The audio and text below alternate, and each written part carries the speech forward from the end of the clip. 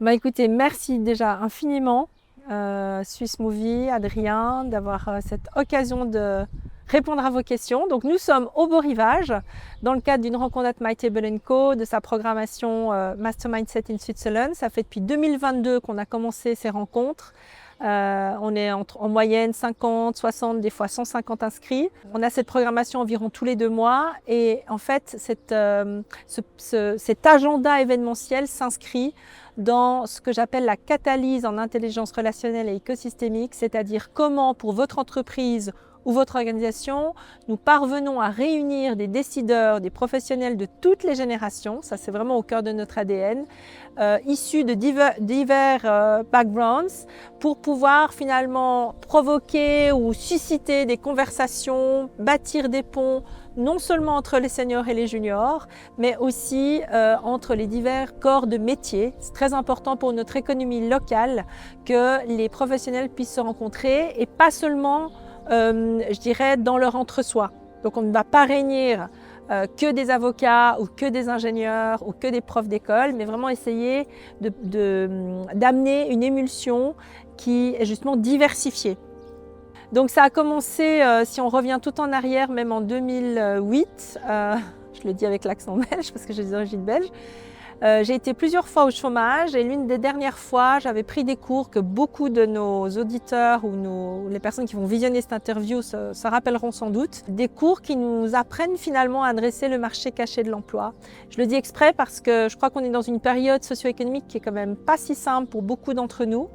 Et dans le cadre de ces cours, j'ai appris justement à aller poser des questions à des personnes qui étaient dans ma persona, c'est-à-dire des professionnels que j'avais envie de rencontrer. Je voulais aller les interviewer, leur poser des questions sur leurs pratiques, leurs bonnes pratiques, leur expérience de vie.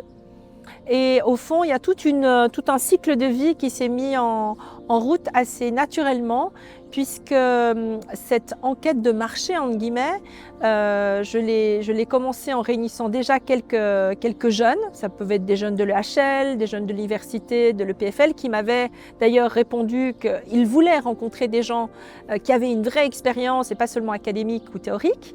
Et nous nous réunissions déjà d'ailleurs à l'époque ici au Beau Rivage. J'avais, je ne sais pas, l'ancien recteur de l'Université de Lausanne qui était là avec quelques jeunes de ces écoles ou hautes écoles, universités. Et ensuite, quand j'ai intégré Abissa Informatique, qui désormais a été racheté, donc une boîte d'informatique, souvent c'est vécu comme un centre de coûts. Donc l'idée, c'était d'aller à la rencontre des IT managers, des CIO, Chief Information Officers, ou bien même des chefs d'entreprise qui, eux, décidaient du budget de l'informatique, mais peut-être de les approcher dans une perspective qui n'était pas seulement commerciale. Et là, je crois que j'aborde vraiment un point clé de toutes ces rencontres et de ces interviews et de ces brainstorming ou de ces cellules d'entraide qu'on a mis au point dans le cadre d'Abissa, c'est que j'étais certes engagée comme responsable commercial, mais nous voulions vraiment placer l'être humain au cœur de chaque projet. C'était le motto du reste d'Abissa. Et j'ai décliné ce motto stratégiquement en allant à la rencontre des décideurs. Et les décideurs eux-mêmes, pour les remercier, m'ont demandé si je pouvais les mettre en lien. Donc je leur ai dit, voilà, est-ce que vous voulez rencontrer telle ou telle personne que j'ai interviewée? Ils m'ont dit oui. Et l'ancien recteur de l'Université de Lausanne a par exemple rencontré l'ancien directeur de la Fondation X, qui aujourd'hui il dirige encore une autre. Et au fond, ces petites rencontres se sont faites en parallèle. Moi, je n'étais pas nécessairement présente, mais comme j'avais envie de connecter les gens entre eux, sans avoir de site internet, sans avoir voilà, le super matos qu'on a aujourd'hui avec cette interview, les gens se sont réunis à l'époque. On était au Mirabeau à Lausanne, que beaucoup s'en souviendront. Et ce sont les auditeurs qui sont venus vers moi en me disant « Écoute, Muriel, j'aimerais dire un mot. » Bah oui, forcément, il y avait toute une audience de 40, 50 personnes qui étaient là, qui pouvaient écouter du contenu qui était riche. Ces rencontres où on était 50, 60, on mangeait ensemble, il y avait plusieurs espaces. Après, c'était le matin, le midi, l'après-midi, même le soir, on a eu des galas. Et malheureusement, ensuite, en 2018, j'ai été arrêtée par un diagnostic, un double cancer du sein. Donc ça fait 17 mois d'arrêt total avec 16 chimios, 28 radiothérapies, 2 opérations. J'étais très frustrée de ne plus pouvoir travailler, je dois avouer. Mais ça a été une période aussi où j'ai pu me prendre du recul, beaucoup peindre, écrire un livre, continuer à communiquer avec ma communauté entre guillemets, plus du point de vue digital, parce que forcément quand on n'a plus ses cheveux et puis qu'on a été opéré, on ne se sent pas au meilleur de sa forme pour se montrer en présentiel.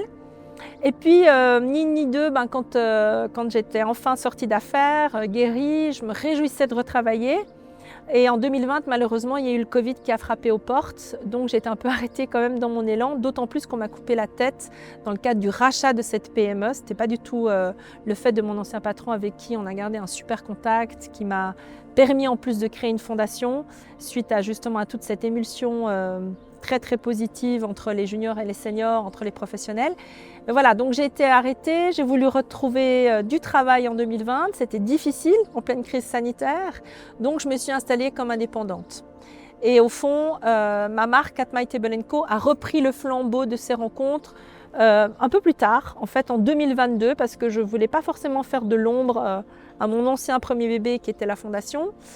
Donc j'ai laissé encore un petit peu de temps et en 2022 je dis non, là maintenant il faut que je reprenne du flambeau. Et puis on s'est réunis là pour le coup plus vraiment au Mirabeau, mais au Beau Rivage la plupart du temps. On a d'autres lieux des fois où on se réunit aussi.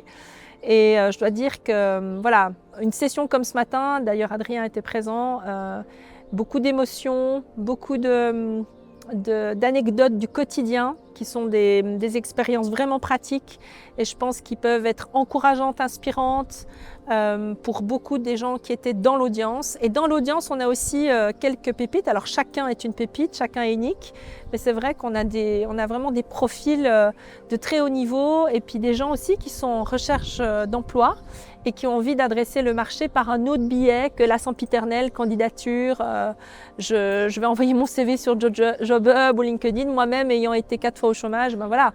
Souvent la plupart des réponses étaient négatives, j'en ai eu probablement plusieurs centaines ou même pas de réponse. Mais le but c'est justement de continuer à s'entraider les uns les autres en mettant quand même des limites, parce qu'on ne peut pas aider non plus tout le monde. Donc je dis c'est pour ça que c'est important que chacun prenne sa part et qu'on puisse à son niveau, individuellement, pouvoir tendre la main ou créer des ponts avec ses compétences, avec ses expertises.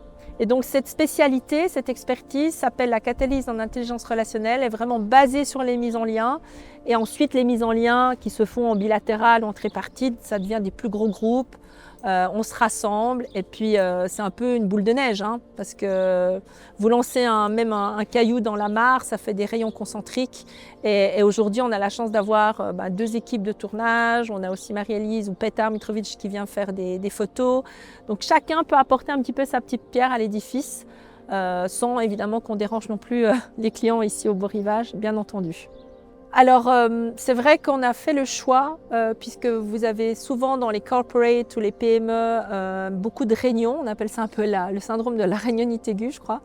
On a fait le choix de ne pas avoir de slides, c'est-à-dire pas avoir de présentation, mais que vraiment on soit centré sur l'humain qui parle.